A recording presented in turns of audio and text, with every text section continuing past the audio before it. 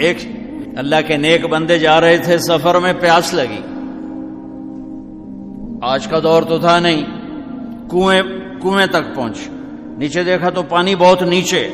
تو انہوں نے اپنی پگڑی اتاری اور جوتے کو اس کے ساتھ باندھا اور نیچے لٹکایا، تو پانی تک جوتا پہنچ نہیں سکا، تو پریشان ہو کے بیٹھ گئے، اب کیا کروں؟ اتنے میں ایک ہرن دوڑتا ہوا آیا، اس نے آ کر نیچے دیکھا پانی، تو ہرن تو وہاں جا نہیں سکتا، تو اس نے یوں اوپر دیکھا، اے پانی والے بے زبان ہوں، پانی پلا، تو پانی ابلتا ہوا اوپر اٹھا اور منڈیر کے آ کے برابر لگ گیا۔